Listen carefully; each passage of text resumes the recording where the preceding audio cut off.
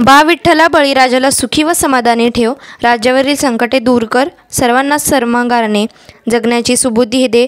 मुख्यमंत्र्यांचे विठ्ठलचरणी साकडे. आषाढी एकादशी निमित्त मुख्यमंत्री देवेंद्र फडणवीस यांच्या हस्ते विठ्ठल रुक्मिणीची महापूजा संपन्न. पंढरपूर दिनांक 6.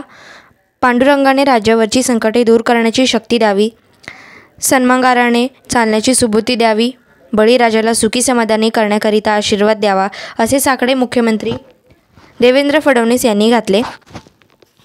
आषाढी शुद्ध एकादशी निमित्त श्री विठ्ठल रुक्मिणीची शासकीय महापूजा मुख्यमंत्री फडणवीस यांनी सपत्नीक तसेच मानाचे वारकरी श्री कैलास दामू उगले, सौ कल्पना कैलास उगले यांच्या समवेत केली. त्यानंतर श्री विठ्ठल रुक्मिणी मंदिर समितीच्या वतीने मुख्यमंत्री महोदय यांचा सत्कार प्रसंगी ते बोलत होते. यावेळी पालकमंत्री जयकुमार गोरे, जलसंपदा मंत्री गिरीश महाजन, सौ अमृता फडणवीस, आमदार समाधान आवतडे, आमदार सचिन कल्याण शेट्टी, आमदार बाबासाहेब देशमुख, आमदार रणजितसिंह मोहिते पाटील, आमदार संजय सावकरे, आमदार देवेंद्र कोठे, आमदार अभिजित पाटील, विभागीय आयुक्त चंद्रकांत पुलकुंडवार, जिल्हाधिकारी कुमार आशीर्वाद, मंदिर समितीचे सहअध्यक्ष गहिनीनाथ महाराज औसेकर, मंदिर समितीचे कार्यकारी अधिकारी राजेंद्र शेळके यांच्यासह समितीचे सर्व सदस्य व अन्य मान्यवर उपस्थित होते. मुख्यमंत्री श्री फडणवीस म्हणाले की वारीची परंपरा सातत्याने वाढत आहे आणि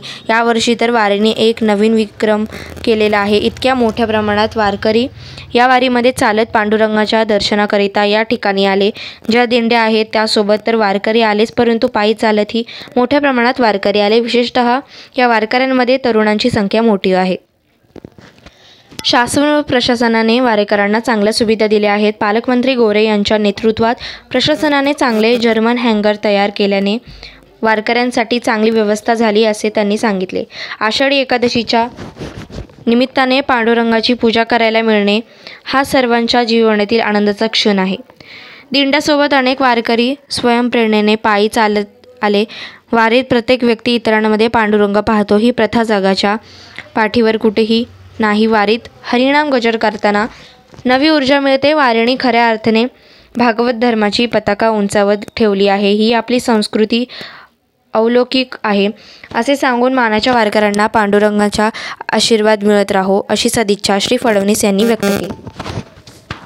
निर्मल वारीच्या माध्यमातून अतिशय चांगला आवश्यक व्यवस्था उपलब्ध केल्याने कुठेही अस्वच्छता पाहायला मिळाली नाही आणि निर्मल वारीसोबत हरित पर्यावरणपूरक वारी देखील झाली. खऱ्या अर्थाने आपल्या संतांनी जो स्वच्छतेचा संदेश दिलेला आहे तो या वारीमध्ये प्रत्यक्ष अनुभवायला मिळाला. राज्याच्या गतीमध्ये आध्यात्मिक प्रगती महत्त्वाची असल्याचेही मुख्यमंत्री फडणवीस यांनी सांगितले. यावेळी पालकमंत्र्यांनी आणि जिल्हा प्रशासनाने VIP दर्शन बंद करण्याचा निर्णय घेतला. त्यामुळे सर्वसामान्य भाविकांचा श्री विठ्ठल दर्शनाचा कालावधी 5 तासाने कमी झाल्याचेही मुख्यमंत्री म्हणाले. प्रारंभी श्री विठ्ठल रुक्मिणी मंदिर समितीचे सहअध्यक्ष गहिनीनाथ महाराज औसेकर यांनी प्रस्तावित केले. त्यामध्ये यावर्षीच्या आषाढी वारीमध्ये शासन व जिल्हा प्रशासनाने वारकऱ्यांसाठी खूप चांगल्या सुविधा दिल्यामुळे वारकरी वर्ग समाधानी असून वारकऱ्यांची संख्या वाढली आहे व त्यावर योग्य नियंत्रण ठेवले जात असल्याचे त्यांनी सांगितले. शासकीय महापूजन मानाचे वारकरी उपो-जादेगाव तालुका नांदगाव जिल्हा नाशिक येथील कैलास उगले आणि कल्पना उगले या वारकरी दाम्पत्याचा मुख्यमंत्री देवेंद्र फडणवीस व त्यांच्या सुविद्य पत्नी अमृता फडणवीस यांच्या हस्ते महापूजनानंतर यथोचित सन्मान करण्यात आला.